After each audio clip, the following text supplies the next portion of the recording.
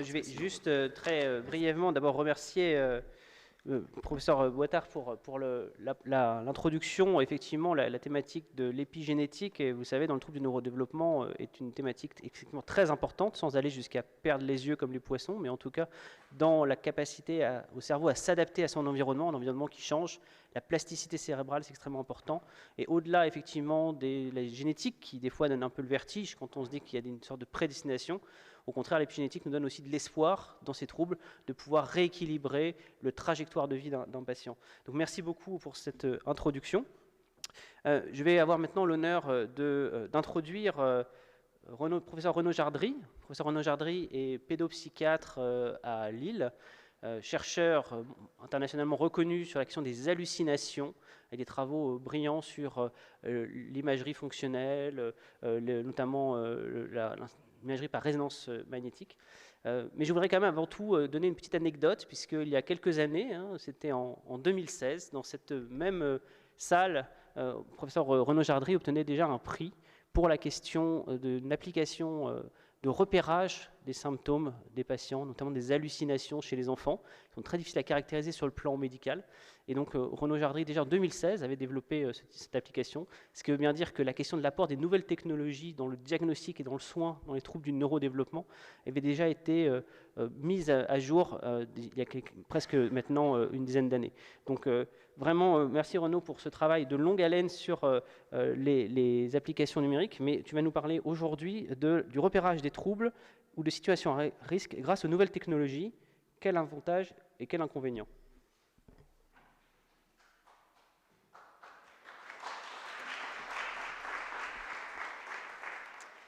Merci beaucoup pour cette très gentille introduction.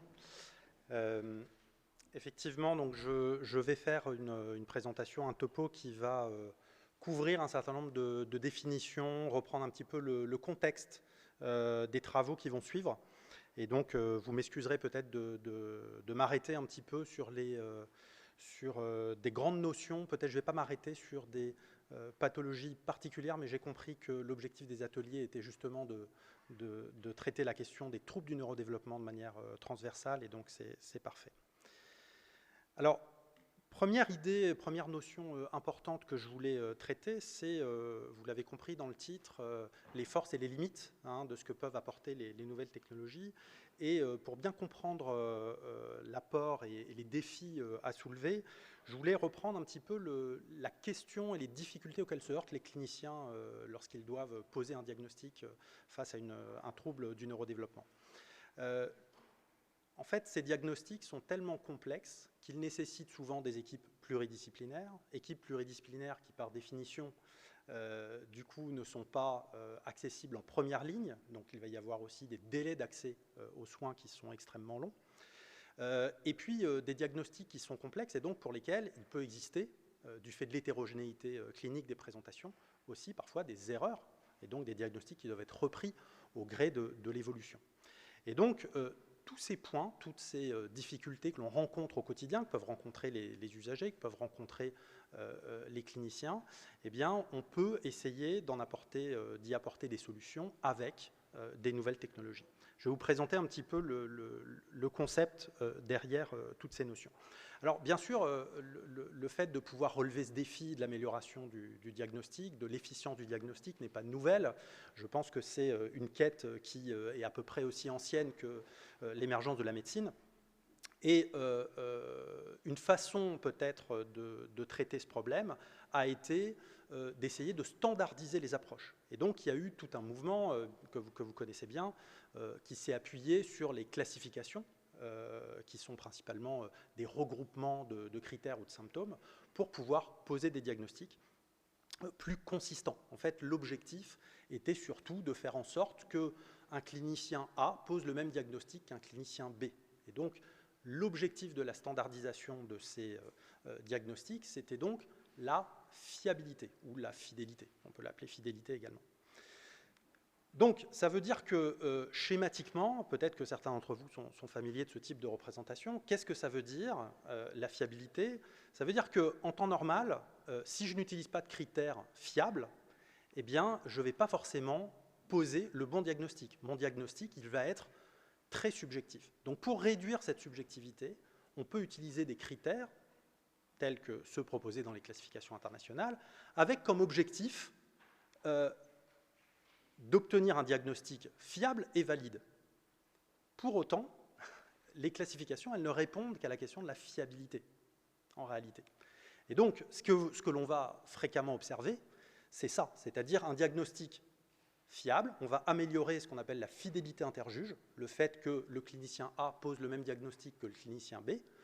Par contre, on n'est pas du tout sûr, on n'a pas la garantie que ce diagnostic soit valide au sens scientifique du terme.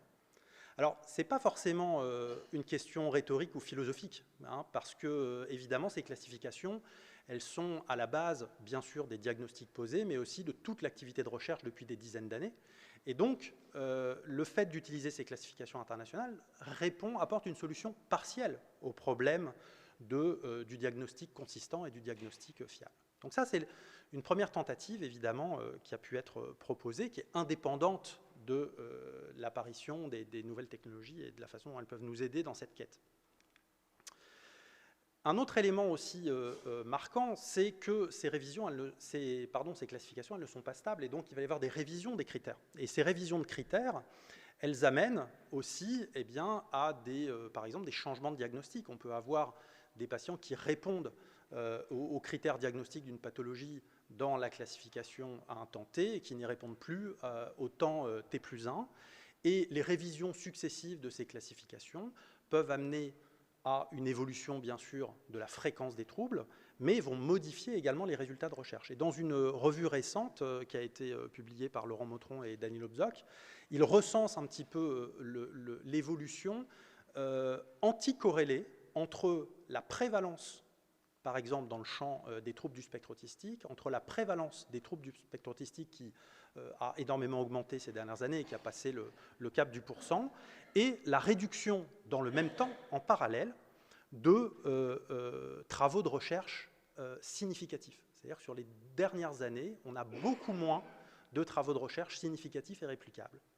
Et donc, ça pose la question de l'hétérogénéité de ces troubles. On sait bien qu'en définissant notamment les troubles du spectre autistique, mais c'est vrai pour d'autres troubles du neurodéveloppement, comme des spectres, en fait, on essaye de répondre au problème de l'hétérogénéité clinique. Pour autant, il faut bien dissocier, encore une fois ici, le fait de pouvoir rendre le diagnostic consistant entre cliniciens et le fait de pouvoir identifier la même maladie. En fait, l'hétérogénéité n'est pas quelque chose qui est résolu par la question des classifications à l'heure actuelle. Et on peut le voir aussi notamment avec l'augmentation du nombre de comorbidités, de diagnostics recouvrants dans la dernière mouture, par exemple, du DSM, avec plus d'un tiers des patients qui, en répondant à des critères diagnostiques de TSA, vont par ailleurs répondre à au moins un autre trouble, dont des TOC, des troubles déficitaires de l'attention, avec ou sans hyperactivité, des déficiences intellectuelles, etc., etc.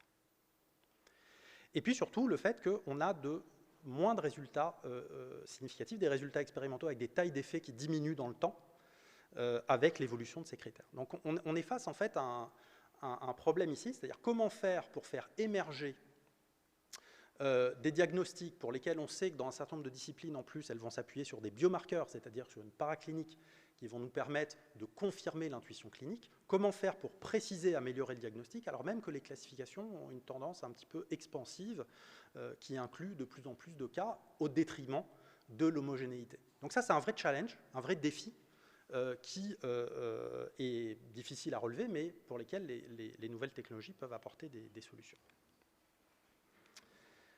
Dernier point d'introduction et de contexte, c'est que finalement, les classifications qui sont la référence actuellement pour les diagnostics, elles vont bien sûr s'appuyer sur le modèle médical, c'est-à-dire elles vont proposer une solution à la question de la distinction entre un sujet malade et quelqu'un de la population générale non malade. Donc en fait, elles posent la question de la norme, qui est une question extrêmement complexe.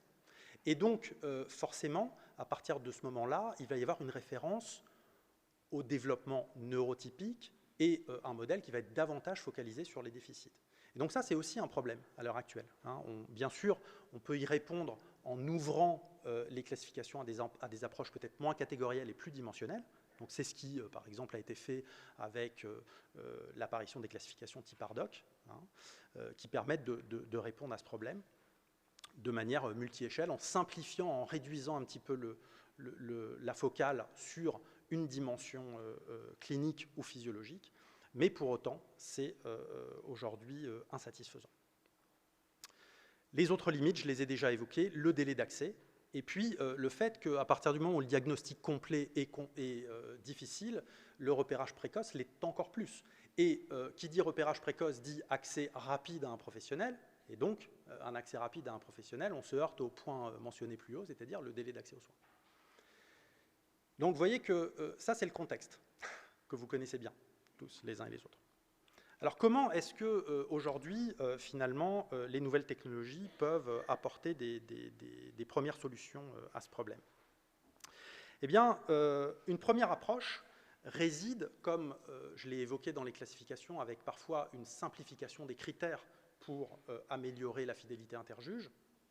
Une première stratégie consiste à réaliser ce qu'on appelle un enrichissement phénotypique, c'est-à-dire réinjecter des signes qui vont pouvoir permettre de poser, d'affiner des diagnostics.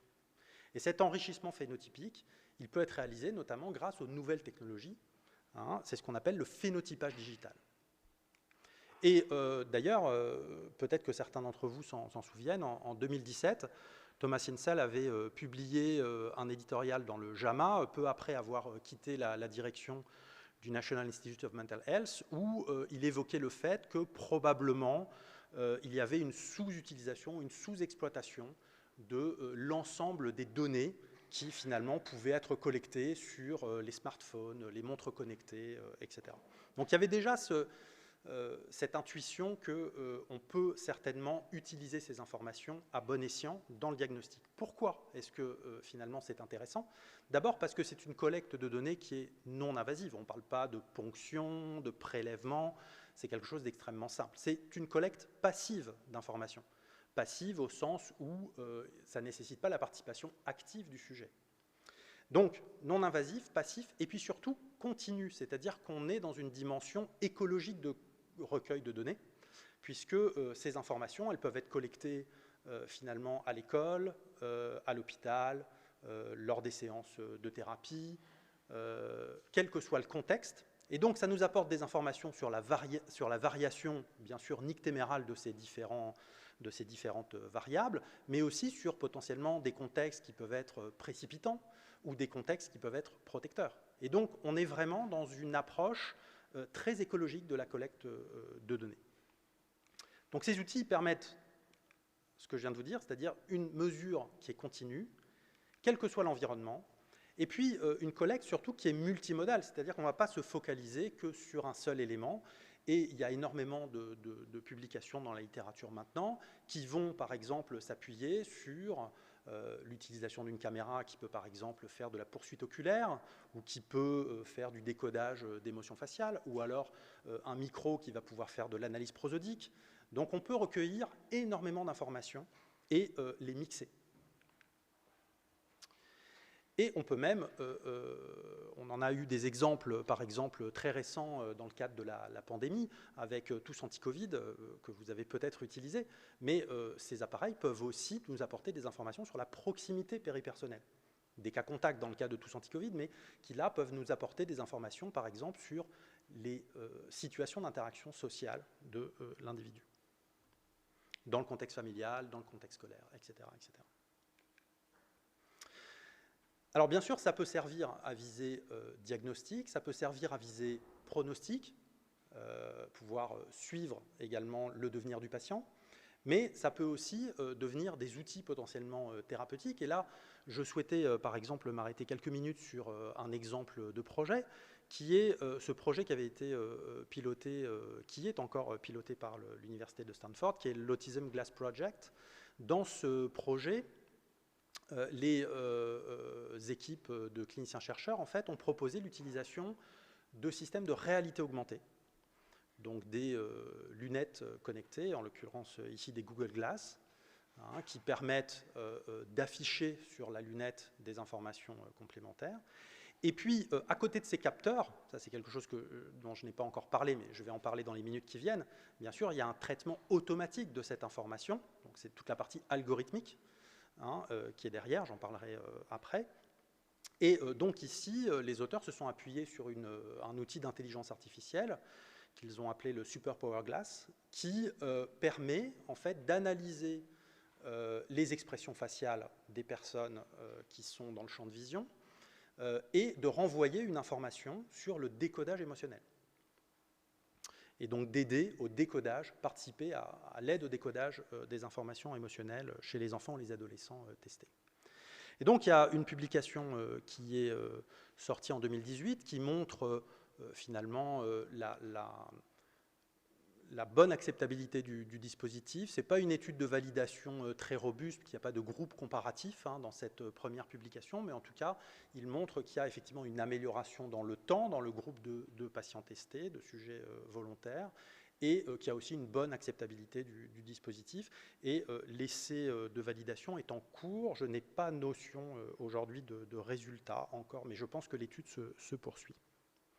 Plus proche de chez nous, vous avez aussi, alors bien sûr, ces données alimentent aussi des bases de données, parce qu'on verra, je l'aborderai un petit peu plus tard, un des écueils possibles de ces outils, et notamment de la partie algorithmique de ces outils, c'est l'erreur diagnostique liée en fait à un entraînement sur trop peu de sujets. Et le fait que si l'outil d'intelligence artificielle ne s'est pas entraîné sur suffisamment de données, il peut commettre des erreurs. Et donc c'est important aussi souvent, en parallèle de ces procédures, de pouvoir collecter de la donnée dans des bases de données qui respectent l'anonymat, qui respectent un certain nombre de normes de sécurité, mais dans une logique, et vous l'avez rappelé aussi, de science ouverte. Et je pense qu'on n'est pas trop à se réunir sur l'ensemble de la communauté pour effectivement partager ce genre de données et essayer d'améliorer les performances de ces outils. Mais plus proche de chez nous, vous avez aussi des applications peut-être moins perfectionnées, mais qui permettent en tout cas une utilisation, par exemple, dans le contexte familial. Et c'est le cas de l'application Smart Autisme, que vous connaissez certainement, qui est une application qui a pour objectif, cette fois, de pouvoir faire de l'accompagnement, du conseil, de la guidance parentale chez des parents d'enfants avec TSA, avec trouble du spectre autistique.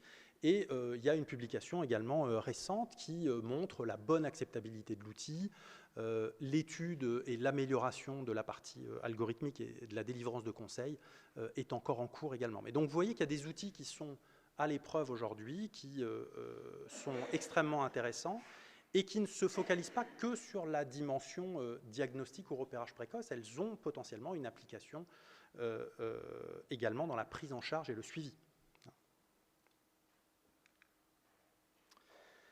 Alors, j'ai évoqué à plusieurs reprises qu'il fallait, bien entendu, derrière ces capteurs, derrière ces mesures liées au phénotypage digital, pouvoir analyser cette masse considérable de données, ce qu'on appelle les données massives. Et la loi des grands nombres fait qu'on pense souvent qu'on va régler le problème en ayant plus de sujets. Alors, on a eu les études pangénomiques en génétique, et on a dans les études en intelligence artificielle un petit peu le même mouvement. On dit qu'il faut encore plus de données, encore plus de données, encore plus de données. C'est une réalité, et je vais vous montrer quelques exemples pour vous expliquer un petit peu pourquoi, mais il y a quand même quelques règles élémentaires à respecter, et il ne suffit pas simplement d'augmenter la taille d'échantillon pour améliorer la performance. Ce n'est pas le seul critère. En tout cas, ce qui est sûr, c'est que la loi des grands nombres veut que ce n'est pas simplement en utilisant des statistiques classiques, en faisant des moyennes, en faisant des corrélations, qu'on va finalement régler le problème, parce que ces approches, en fait, elles sont très sensibles à l'hétérogénéité de l'échantillon. Et donc, c'est ce qui s'est passé, par exemple, quand je vous disais qu'il y avait de moins en moins de résultats significatifs avec la simplification des critères diagnostiques. On a augmenté l'hétérogénéité, et en fait, au final, sur des échantillons de plus en plus grands, on n'a plus de résultats. Et donc, il faut des approches un petit peu différentes. Et parmi les outils d'analyse statistique avancés qui sont à notre disposition aujourd'hui, il y a des approches qui sont plus dites simplement univariées, massivement univariées, mais qui sont des approches multivariées. Et au rang desquels figurent les outils d'intelligence artificielle. Alors, pour les puristes parmi vous, je ne vais pas rentrer dans les détails de la distinction entre IA, apprentissage automatique, etc. Peut-être que d'autres le feront. Moi, je vais uniquement traiter la question de l'apprentissage automatique aujourd'hui. Je sais que ce n'est pas exactement la même chose, mais c'est tout de même de l'algorithmique avec une utilisation sur données massives. Alors, AA, c'est l'acronyme pour apprentissage automatique ici. En gros, comment ça fonctionne? L'idée, c'est d'entraîner un algorithme à poser le diagnostic. C'est un petit peu ça l'idée. Poser un diagnostic, je vous l'ai déjà dit, c'est dans une approche très médicale, c'est donc répondre à une question le plus souvent binaire. Est-ce que la personne est malade ou est-ce que la personne n'est pas malade?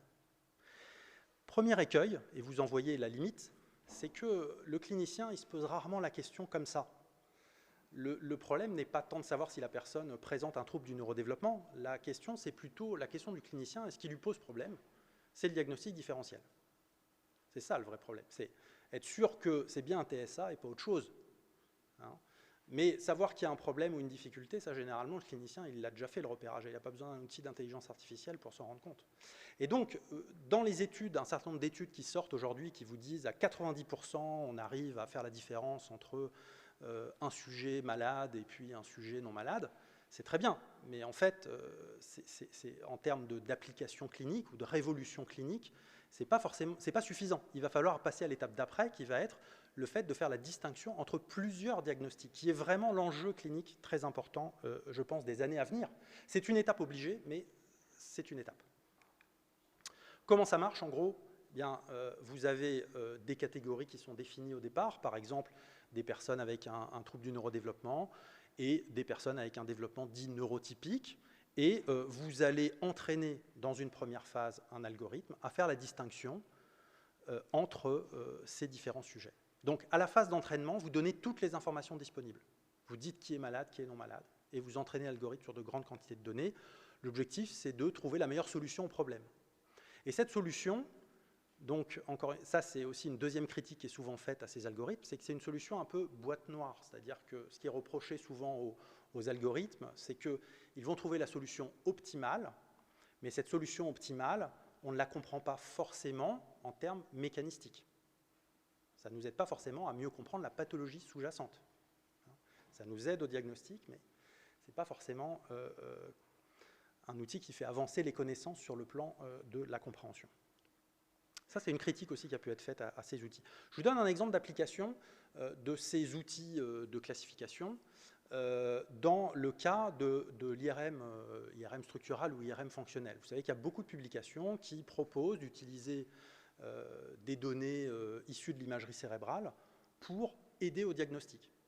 Toujours dans l'idée qu'on n'a pas de paraclinique en psychiatrie et que peut-être en utilisant des approches ou des modèles multivariés, eh bien, on pourrait ainsi aider la démarche, faciliter la démarche ou l'accélérer. Donc, selon les principes que je viens de vous évoquer, il y a une première phase d'entraînement. On va présenter de nombreuses données qui sont déjà labellisées. Donc, on sait déjà que, par exemple, le groupe 1 est le groupe avec trouble du spectre autistique, le groupe 2 avec développement neurotypique. Et puis, on entraîne l'algorithme simplement à trouver la meilleure solution. C'est-à-dire, ici, dans l'exemple que je vous présentais en bas à gauche, par exemple, cette droite qui permet de séparer au mieux, de manière optimale, les deux groupes. Si on réduit le problème à 2 dimensions, comme je l'ai fait là. Mais ce qui est très important, c'est que je vais entraîner cet algorithme, et puis ensuite, il va falloir que je m'assure qu'il est valide, qu'il est performant. Et donc, pour ça, je vais devoir lui présenter des données indépendantes, donc des IRM sur lesquels il n'a pas été entraîné au préalable.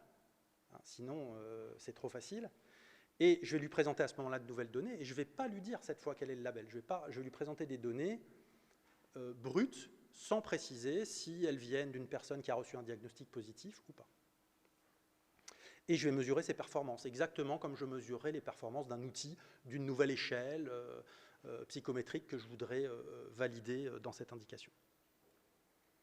Et quand on fait ça, on se rend compte que là aussi, les résultats dans la littérature sont très variables. Les premières études ont été très enthousiasmantes, mais sur de faibles échantillons. Et puis, au fur et à mesure de l'augmentation de la taille des échantillons, quand même les performances ont diminué. Donc les premières publications, c'était 95% de détection, de diagnostic positif. Et puis là, par exemple, dans ce papier de Gaël Varocco qui reprend l'ensemble des publications, il a repris l'ensemble des méta-analyses qui utilisaient des algorithmes d'apprentissage automatique sur des données IRM dans des pathologies neurologiques ou psychiatriques. Et vous avez par exemple le cas de l'autisme en bas à droite. Eh bien, vous voyez que plus on augmente la taille d'échantillon, et plus la précision de cet algorithme, sa capacité à détecter des sujets ayant reçu le diagnostic diminue. Alors attention, on reste dans des pourcentages qui sont quand même très élevés. Hein. Vous voyez qu'on est autour de 70-75%, c'est déjà pas mal. Hein.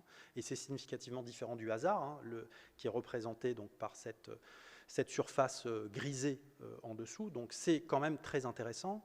Mais vous voyez qu'on se heurte, encore une fois, à un problème qui est probablement le même problème que précédemment, c'est-à-dire le problème de l'hétérogénéité. Si plus j'entraîne mon algorithme à voir des cas différents, plus il va potentiellement faire des erreurs, soit des faux positifs, soit des faux négatifs, dans l'identification de nouveaux cas. Et le vrai problème de ces algorithmes, c'est leur capacité à être généralisée au-delà des publications scientifiques. Donc les chercheurs nous avancent des chiffres très prometteurs, et puis parfois on essaie de le répliquer sur un deuxième centre, et puis ça ne marche plus. Et il y a une initiative très intéressante à ce titre-là, qui est retracée dans une publication récente de NeuroImage, où en fait ils ont réalisé une compétition internationale où ils ont mis à disposition des données issues des banques Abide, donc banques de données IRM structurales, IRM fonctionnelles dans les troubles du spectre autistique, à plusieurs groupes de chercheurs internationaux pour qu'ils puissent appliquer sur ces données, des pré-traités de manière homogène, qu'ils puissent appliquer leurs propres algorithmes de classification.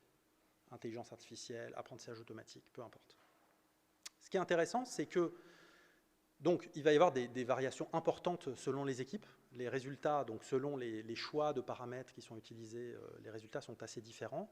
Quand on poule l'ensemble de ces données, ce qu'on constate déjà, c'est que même avec la banque de données Abide, qui est à 2600 sujets, là en l'occurrence, dans cet échantillon, eh bien, on n'arrive pas à atteindre le plateau de détection.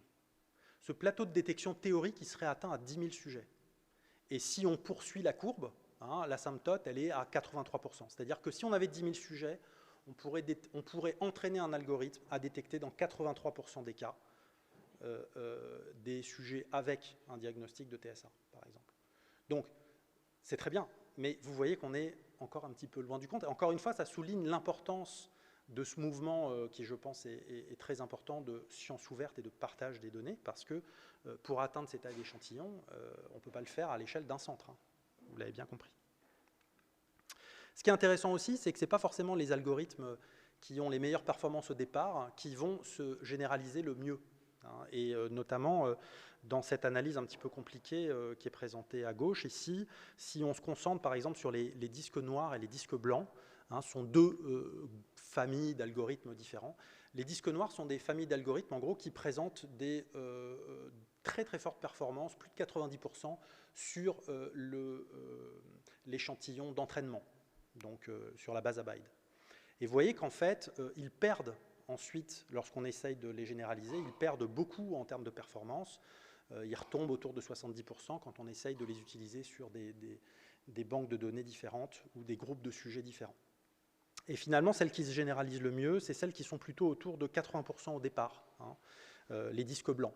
Hein, et c'est probablement parce qu'elles évitent un écueil que je vais développer juste après, qui est le fait de trouver une situation, de trouver une solution au problème qui, en fait, ne se généralise pas, ce qu'on appelle l'overfitting. En fait, les deux erreurs les plus fréquentes, c'est que l'intelligence artificielle n'est pas intelligente, d'accord ? C'est-à-dire qu'elle dépend avant tout, ce sont des algorithmes, en l'occurrence là, ceux que je vous présente, sont des algorithmes d'apprentissage, et donc ça dépend de ce qu'on donne à apprendre. Et ce qui est très important, c'est que, notamment, comme on a besoin de très grandes quantités de données, on va s'appuyer sur des données acquises par le passé. Et le problème de ces banques de données acquises par le passé, c'est que il peut y avoir des données manquantes, il peut y avoir des données bruitées, l'augmentation de la résolution, par exemple, des IRM avec la force des champs, hein, tout simplement. Et en fait, on entraîne aujourd'hui, en 2020, avec des standards qui sont peut-être ceux de l'IRM des années 2000. Et donc, c'est quand même un problème, parce qu'on sait aujourd'hui que si on injecte des données bruitées ou biaisées, quel que soit l'algorithme, le meilleur algorithme qui soit, eh bien, les résultats vont finalement être limités à la qualité des données d'entrée. Donc ça, c'est le premier écueil qu'il faut bien avoir en tête. L'open science peut être une façon de reconstituer des bases de bonne qualité à ce titre-là. Le deuxième écueil, c'est la solution non généralisable, hein, ce que j'ai appelé l'overfitting tout à l'heure. C'est-à-dire qu'au lieu de tracer la droite, hein, que je vous présentais tout à l'heure, eh bien, une solution pour séparer ces deux groupes, ici, bleu et rouge, ça serait une solution comme celle-là. Le problème d'une solution comme celle-là, c'est que le motif que vous identifiez ici est probablement propre à l'échantillon d'entraînement. Vous n'allez pas réussir à le généraliser par la suite. C'est ce qui se passe avec les disques noirs sur la diapositive précédente. Ici, hein, les disques noirs, c'est probablement une solution qui a été surentraînée sur un échantillon, mais qui se généralise mal. Alors, si je fais la synthèse un petit peu de tout ça, finalement, les avantages et les inconvénients des nouvelles technologies appliquées à la recherche sur les TND à visée diagnostique ou de repérage précoce, les forces sont réelles et authentiques, puisque l'objectif, c'est l'automatisation pour des professionnels qui pourraient avoir un niveau d'expertise moindre, donc notamment des professionnels non psy, par exemple, de pouvoir accéder en fait, à des informations robustes sur le risque. Ce n'est pas forcément pour confirmer le diagnostic, mais ça permet de repérer des sujets à risque. Et puis surtout, ça permet aussi de réenrichir l'enrichissement phénotypique que j'évoquais, permet notamment d'apporter des éléments, ce qu'on appelle des variables cachées, tout simplement, des choses qui ne seraient pas directement observables dans le comportement, en élargissant la mesure. J'ai donné quelques exemples avec tout ce qui peut être capté aujourd'hui par un téléphone ou une montre, mais on pourrait même étendre ça à toutes les échelles d'observation possibles en y ajoutant l'imagerie, la biologie, etc., ce qu'on appelle le phénotypage profond.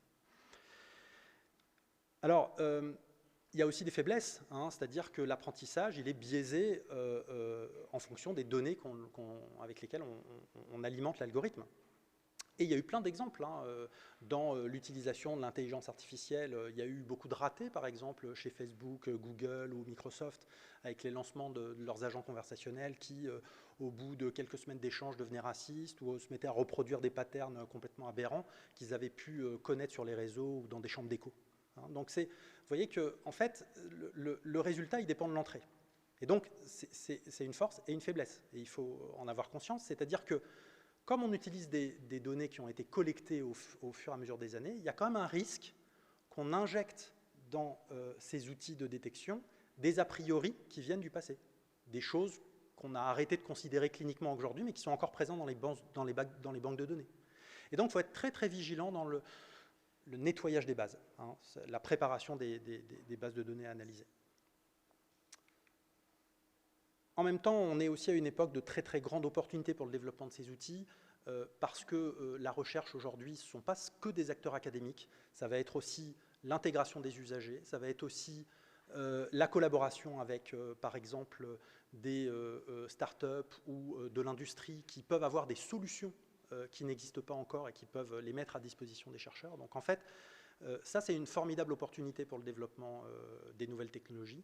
Et puis surtout parce qu'il y a en France actuellement aussi un alignement de planètes avec 2 plans prioritaires de recherche qui ont été annoncés, qui sont validés, le PEPR santé numérique et le PEPR psychiatrie de précision. Et ces 2 plans vont notamment permettre dans les années à venir de financer, il y aura des appels d'offres pour des projets transversaux communs et donc pour de la recherche centrée sur le développement d'outils utilisant les nouvelles technologies dans des notamment pathologies du neurodéveloppement dont l'autisme. Quelques éléments quand même également à garder en tête, le fait qu'il faut de grands échantillons et donc je pense que c'est une invitation à collaborer et c'est pour ça que je pense que ça s'inscrit particulièrement bien dans ces ateliers TND sans frontières. Je vous remercie pour votre attention et je pense que j'ai bien sûr survolé la question et je laisserai mes collègues aborder d'autres champs que je n'ai pas du tout traités, comme par exemple la modélisation computationnelle ou la robotique. Il y en a plein d'autres que je n'ai bien entendu pas traiter et je vous remercie à nouveau pour votre attention.